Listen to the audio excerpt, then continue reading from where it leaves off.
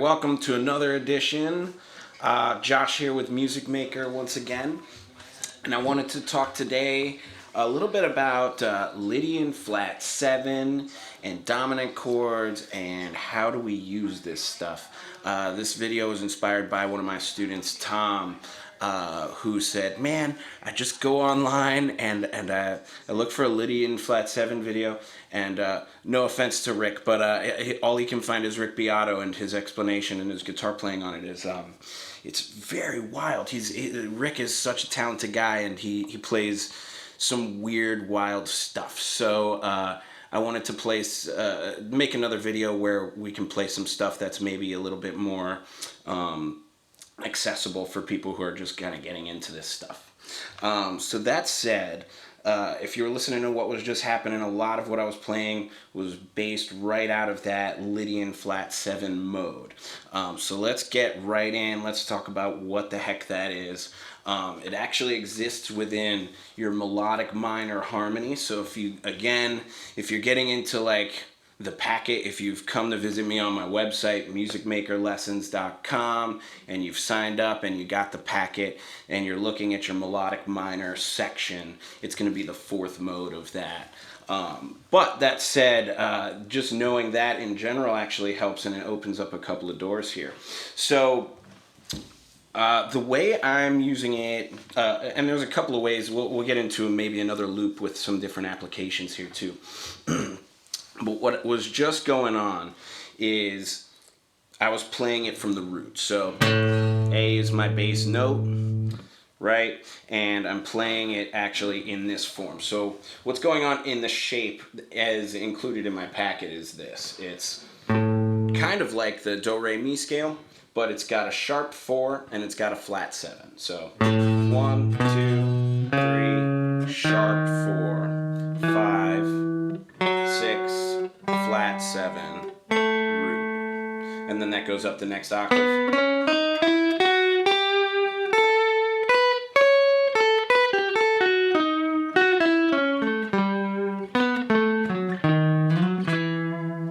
again, just like we talked about in if you've watched the first video that I did of this series with just modes, major minor modes. You want to practice them. You want to get the shape this way, up and down the strings. You also want to get that up and down the neck, just on one string, looking right at you, in your face, in your eye.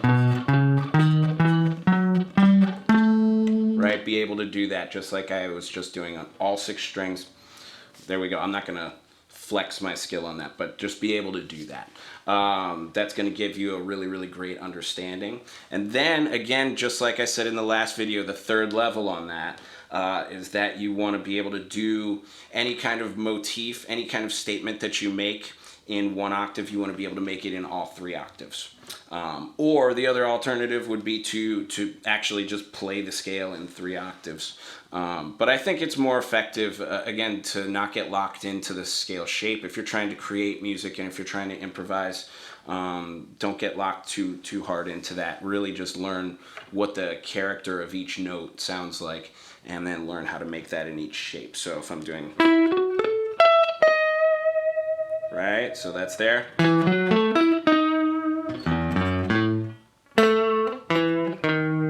Right, it's all right there. So I can access it pretty easily in 3 octaves.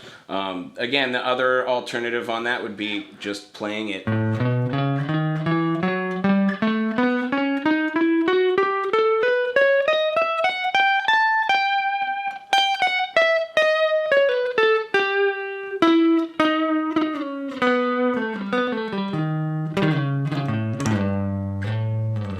Right? So, all right, that's that. Now that said, let's talk a little bit about what is in a dominant 7 chord, because we're talking about applying these on a dominant 7 chord. And the reason that my student and I were talking about this past week is because he's actually come quite a way since beginning with me, and he's playing a lot of gigs now. And when he's on the gig, dominant 7 chords, just they kind of happen. They're all over the place in every kind of song, and they're used for every kind of application. So what's really cool to notice inside of a dominant chord, and I always encourage students when they're beginning to play their dominant chords as root, third, 7 in that order. If you're using the low E string as your root, or if you're using the A string as your root, third, 7 that way, right? So that's my 1/4, which was what I was just doing on the loop. Right? So if you're using that, what is really cool is this thing happens right here. It's kind of like a dissonant pairing of notes, but with the right bass note. Again, just like in the last video, anything that's kind of spicy, if you treat it correctly and you give it the right harmony on the bottom, it will make something sound really nice and pretty. So that said, that's exactly what's happening here, but you also have this dissonance on top. So what's really cool is you can substitute in that dissonance. It's called, when you go to Berkeley, they'll call it your tritone substitution, because this interval is called a tritone.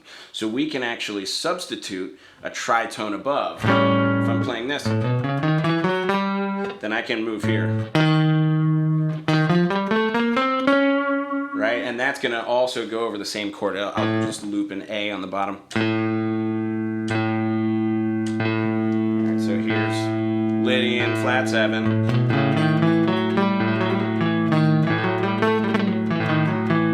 And then here's your tritone sub.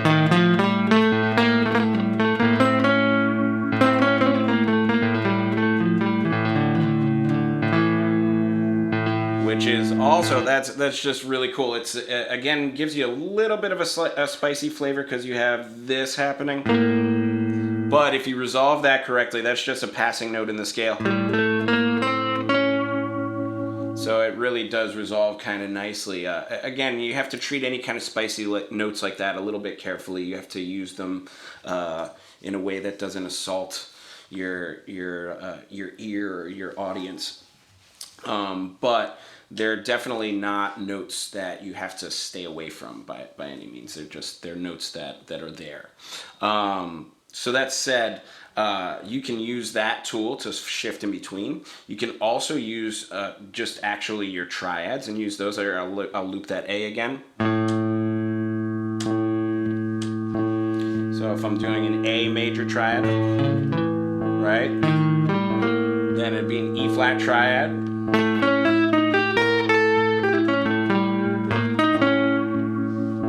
And then you could treat them also as 7 chords because they are 7 chords. Right?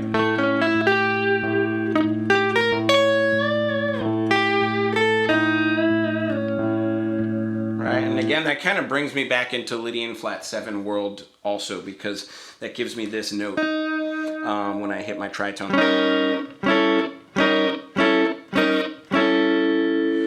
So when I hit those two notes, they're kind of related by the flat 5, the sharp 11. That note from the scale. So that kind of unites the two chords. So when you're soloing, you can use all of those chord tones to create part of your story that you're telling. All right, let's talk about the other treatment of that. Now, when I was first starting to learn about this stuff, nobody called it a Lydian flat 7. My old guitar teacher never recognized that as being where this came from. He always related that back to melodic minor, which I mentioned this mode is the 4th mode of melodic minor. So the way he put it to me, and I find this a little bit confusing, but I think that the tritone relates back to that, and I'll show you that in just a moment. But the way that he describes it to me, and this is always kind of the way that I've thought about it, just because that's the way now I hear it, is that we're using a melodic minor mode. So the melodic minor mode, as it fits into this key, it starts from, it'd be a 4th below or a 5th above. And actually that falls right into the shape right here. Right, that's an E melodic minor.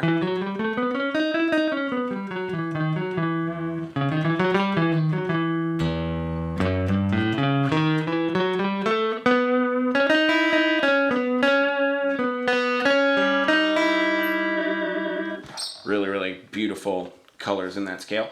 But that said, it really comes from that mode. So he would talk about playing from the 5th of the dominant and play in melodic minor. So again, that's kind of what this sounds like. There's actually a lick, so I'm going to use the lick. That works really well with it. So here's my dominant 7 chord, and I'm sticking again, just like in the last video, on A, because that's what happens in every blues jam. So, you know, here's my blues jam.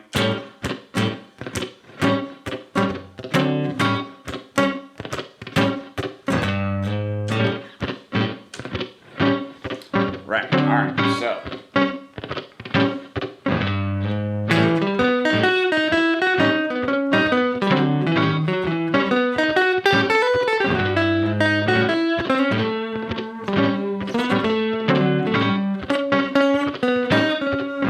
that lick right there,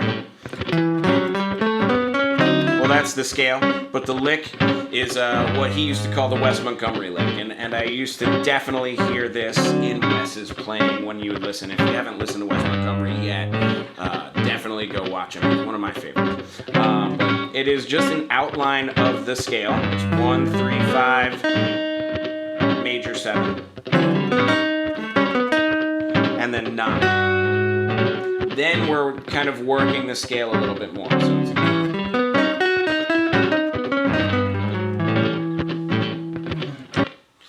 cool. So really slowly, here's what that is. And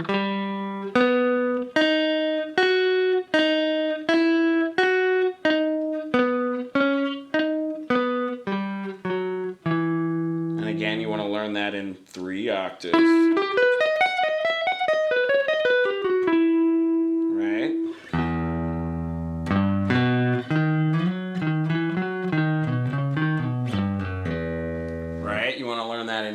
Octaves that you can possibly do that over this. Cool.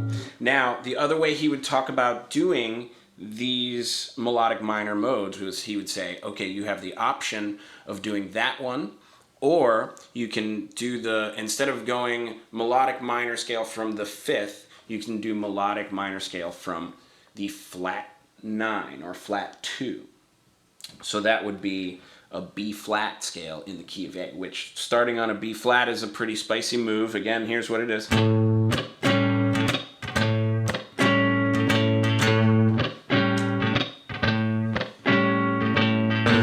Right? Ooh, spicy.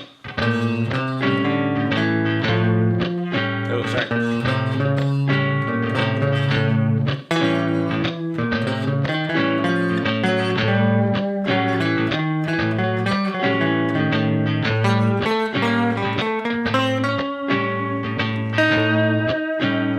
It's all right there. So it's kind of that tritone substitution. It's here was E. Tritone of E is B flat. So that's why that works. Now that said, I do find that one to be very spicy. So I use that one in a specific situation. And this was, again, not my idea. This was all straight from my old teacher, Paul Wingo. But what he said was, if you're resolving your dominant 7 chord, so in other words, I find that dominant 7 chords have 2 uses. They're either groove chords, you can treat them as home, they sound like the home chord of the song, or they're a chord that causes tension that leads you to another chord. The one that really draws me from an A7, that would drive tension to it, would be like a D minor. So I'll do like a little loop with an A7 and a D minor, and then we'll go back to that B flat minor 7, melodic minor, major minor 7 chord outline, and it shouldn't sound quite so spicy because it'll fit more into that key. And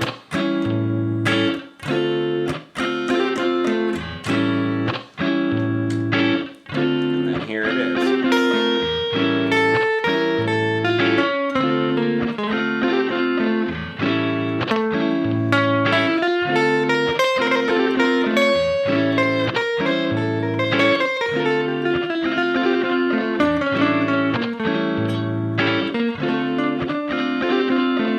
Right, so all of those notes really fit in nicely there, and it's one of those things where it's a different situation for every song that you're in, and you have to treat every situation accordingly. So I try and always do that.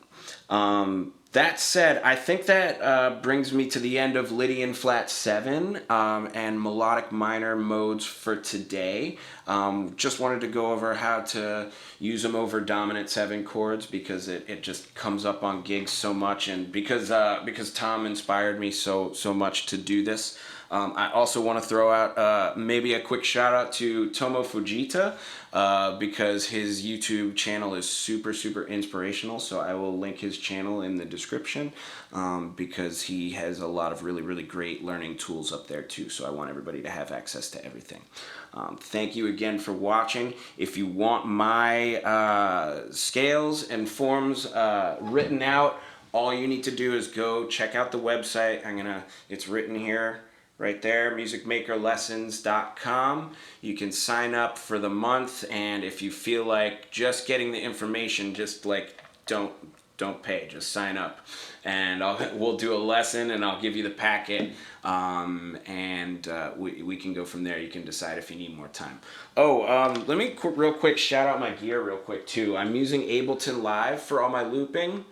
And I'm using this really cool thing. This is the Extempo Designs POC, which it looks like a really cool like pedal board, but really what it is, it's a wireless keyboard. And each of these buttons is actually like one of them is supposed to be, I don't know what's what because I just programmed them to do what they do in Ableton, but like one is supposed to be the space bar, and one is supposed to be an escape key, and like, yeah, they like have all kinds of really cool things, and they come kind of preloaded with presets that work in various DAWs. So I have mine set up for the Ableton thing because I'm using that. But I saw when I was playing around with it, they have like setups for Pro Tools and like Logic and all of that stuff.